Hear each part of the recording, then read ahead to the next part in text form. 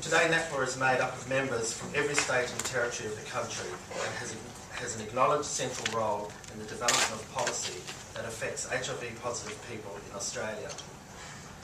This year saw the revitalisation of the Commonwealth Government HIV advisory structures within broad community, representations including NAPWA at a single high level.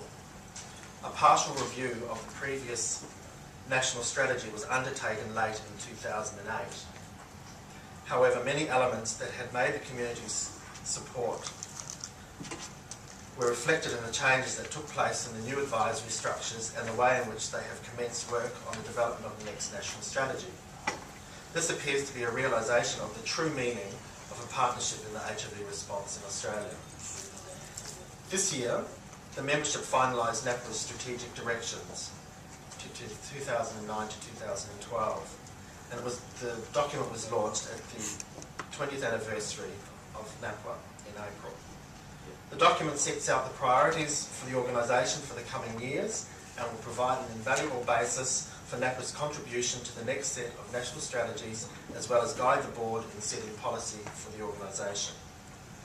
NAPWA has actively contributed to many government reviews in the health and welfare sector, including submissions to the review of disability employment services, the pension review and the preventative health task force. NAPWA has also participated in the inquiry of the same-sex relationship bill, the review of the AusAid HIV strategy, the review of health technology assessment in Australia, the migration and disability inquiry, as well as making a submission to the National Women's Health Policy.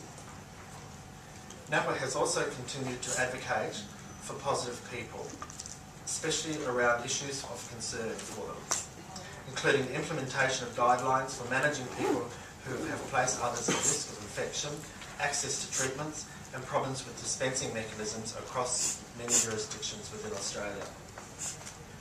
Within the organisation, we saw the completion and evaluation of the Treaty-Ware pilot project, which subsequently led to the integration of the AIDS Treatment Project Australia, ATPA, into the other elements of NAPWA's treatment work under the Treaty-Ware banner. This reflects the changing needs of positive people and the terminology associated with HIV. In conjunction with the Australasian Society for HIV Medicine, or ASHM, NAPWA was also completed the Models of Access and Clinical Service Delivery project, the outcomes which will form the basis of further work in this area. NAPWA networks continue to move forward. This year, notably both PATSN and the Women's Network participated in the Pan-Pacific AIDS Conference in New Zealand in August and received positive feedback on their presentations. NAPWA has also facilitated the first Positive People's Conference in Papua New Guinea in November, continuing an ongoing relationship with EGAT Hope, Papua New Guinea's positive organisation. NAPWA has updated its language and style guide to reflect current national and international terminology, particularly when referring to people living with HIV. It's with pleasure that I noted the relaunch of the NAPWA website, which makes visible some of the changes in the approach that the organisation has undertaken to reflect a new understanding. The ongoing development of the website and the use of web-based communications will continue to change the way the organisation interacts with its networks and the Australian positive community. I believe that the ideals of those positive people that stood up 20 years ago and the vision that they had in forming a national organisation can truly be seen in the achievements of NAPWA today.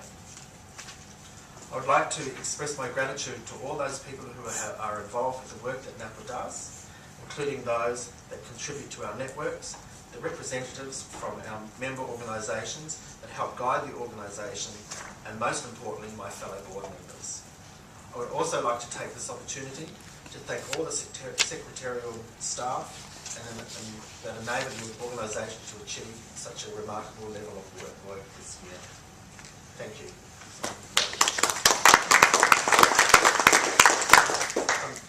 I ask that